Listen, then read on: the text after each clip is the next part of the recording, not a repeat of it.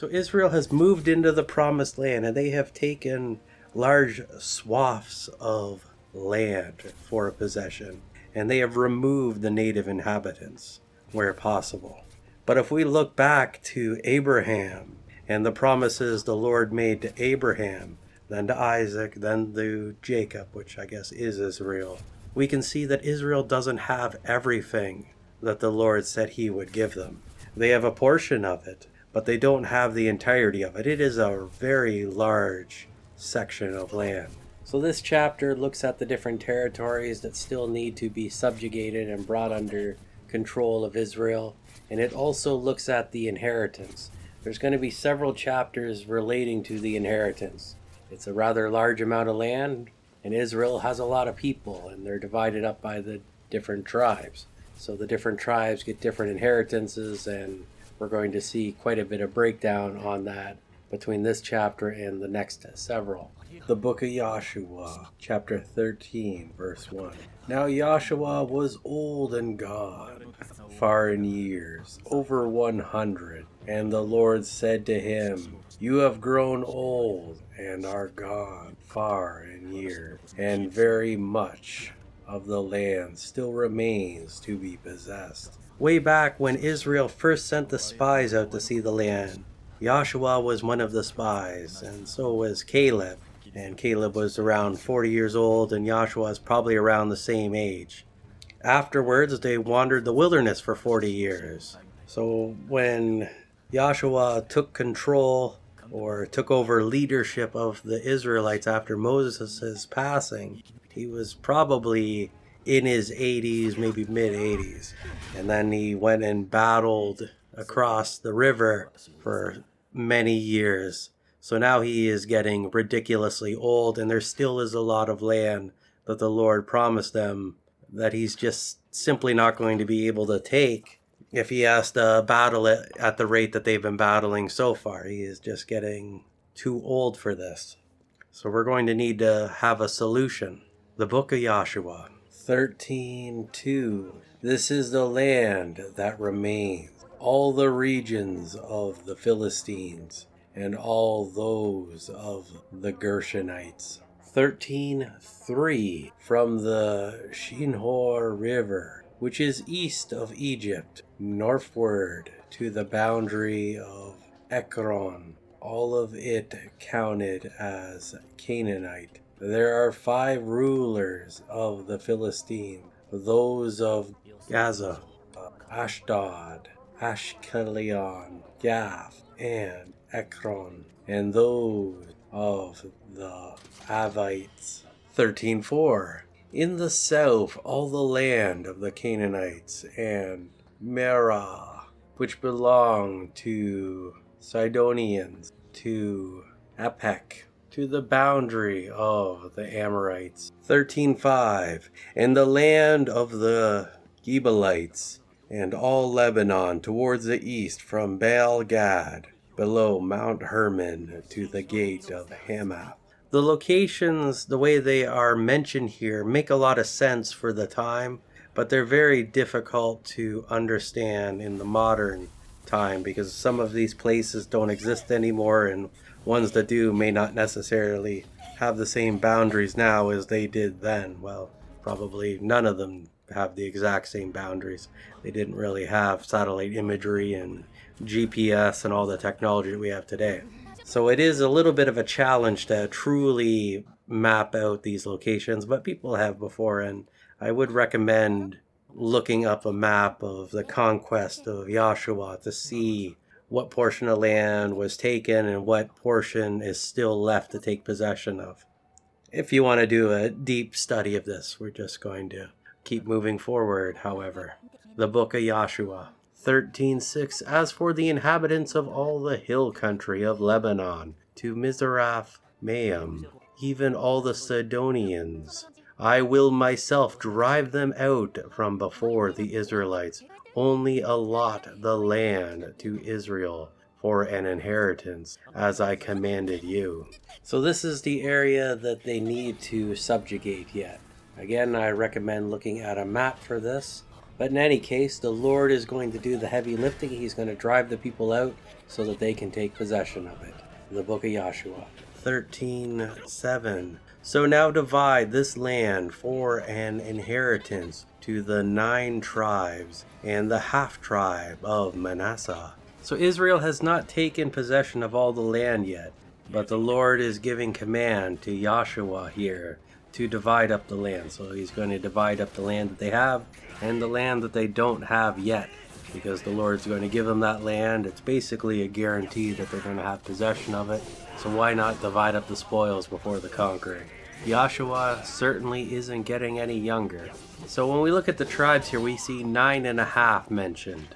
And on the other side of the river, we have the other half tribe, the half tribe of Manasseh, and the Reubenites and the Gadites. So that works out to 12 tribes, despite the fact that the Levites don't get an inheritance. Due to the way that Joseph had 2 sons and they were adopted into the family, it allows for some massaging of the numbers of the tribes so that it always works out to being 12, despite some being listed and some not being listed. As we make our way through the Bible, we'll see that quite a bit. Anyway, let's continue forward. The book of Joshua 13:8.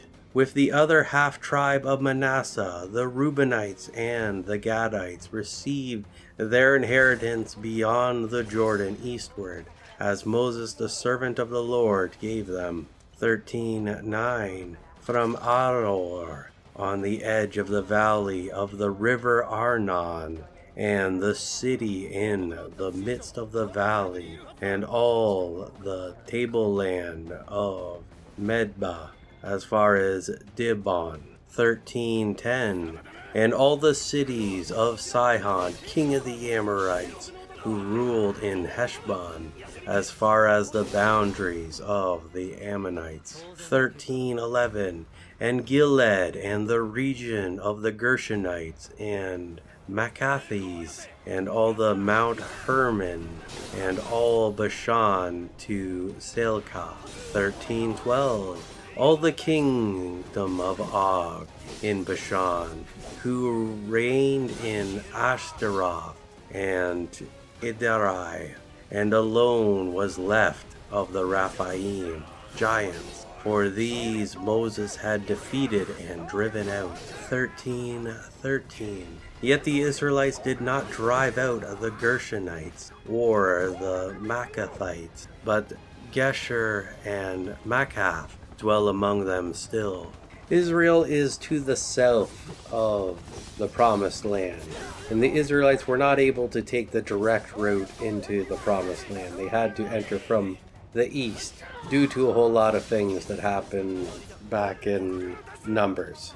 Anyway, so when they were entering from the east, they took territory from some different kingdoms, and the Reubenites and the Gadites, the tribe of Reuben, the tribe of Gad, really liked the territory and they wanted to dwell there, and Moses gave them permission to dwell there, but they had to send their warriors into the promised land with the rest of their brethren. So what we see here in this little section is the extent of the territory that they retained. Now Manasseh, they were a little bit different. They were real go-getters, and they conquered some different places and they retained possession of it. So they were also on the eastern side of the Jordan River. But because the tribe of Manasseh was so massive, a lot of them also went to the west as well. So that's kind of how that works. The book of Joshua 13:14.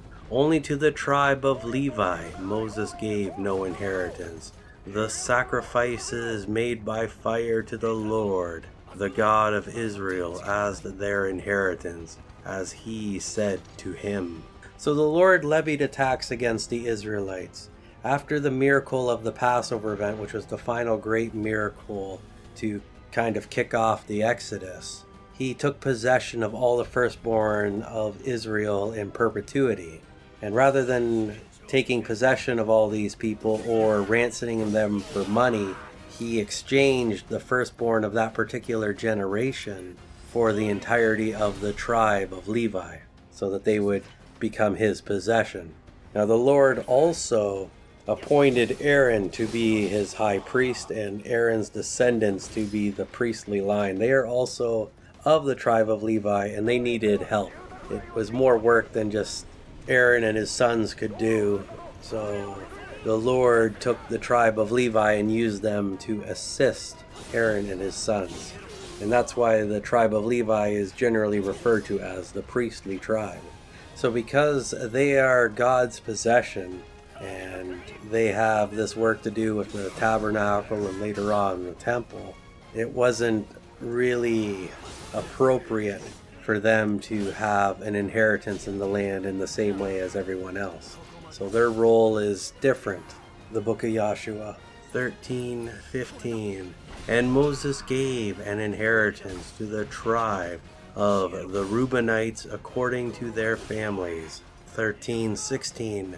Their territory was from Aor, on the edge of the valley of the river Arnon, and the city in the midst of the valley, all the tableland of Medba.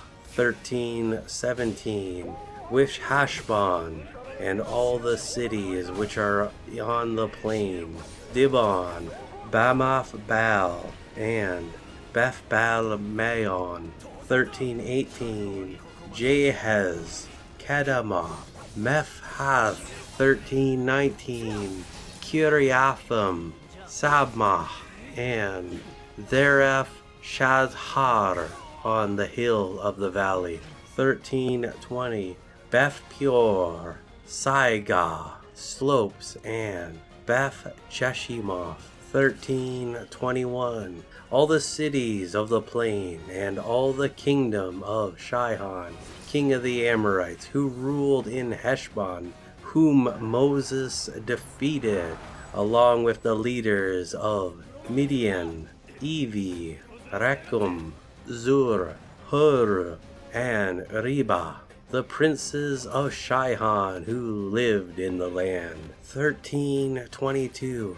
Balaam son of Beor, the soothsayer, the Israelites also killed with the sword among the rest of their slain. 13:23. And the border of the Reubenites was the Jordan. This was the inheritance of the Reubenites according to their families, with their cities and villages.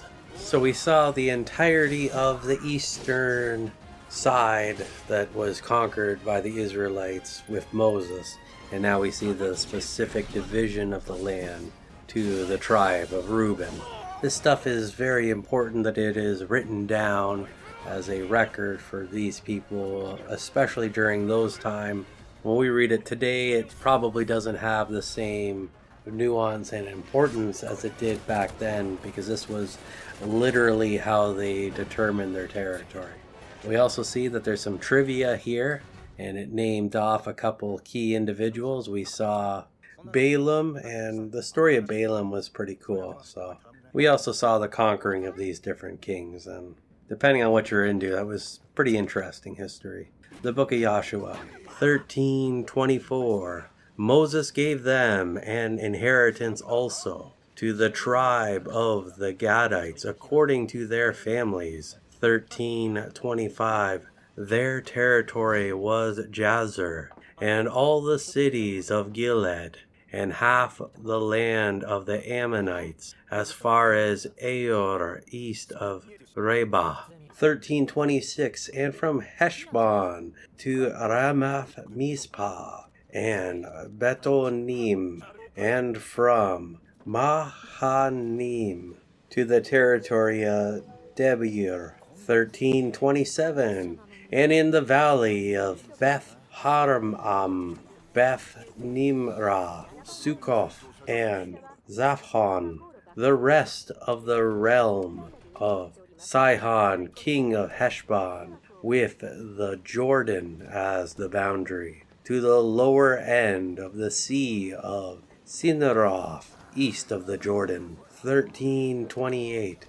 This is the inheritance of the Gadites, according to their families, with their cities and villages. So here we see the same idea, but this is for the tribe of Reuben. the book of Joshua. 13:29. And Moses gave an inheritance to the half tribe of Manasseh. It was allotted to them according to their families. 13:30. Their region extended from Mahanaim through all Bashan to the entire kingdom of Og, king of Bashan, and all the towns of Jair, which are in Bashan, 60 cities. 13:31. And half of Gilead and Ashtaroth and Idri, cities of the kingdom of Og in Bashan. These were allotted to the people of Machir, son of Manasseh, for the half tribe of the Machirites, according to their families. 13:32. These are the inheritances which Moses distributed in the plains of Moab, beyond the Jordan, east of Jericho. 13:33. But to the tribe of Levi Moses gave no inheritance. The Lord, the God of Israel, is their inheritance, as he told them. And finally we see the tribe of Manasseh, which throughout this reading of the Old Testament, I have really become quite fond of Manasseh. They seem like the real go-getters, and that they have a lot of trust in the Lord. We'll see if that continues, but as for right now, I'm really enjoying the tribe of Manasseh. And again, we see it mentioned that Levi is not gaining territory. So the next couple chapters are going to look at the inheritance of the land for the rest of the tribes, the 9.5 that are on the other side of the river. And it should be noted as well that there are cities of refuge on both sides of the river, so that in the event of manslaughter or accidental killing, one can run to one of these cities and take refuge. So God has set up provision ahead of time to look after the Israelites in the future. And how cool is that?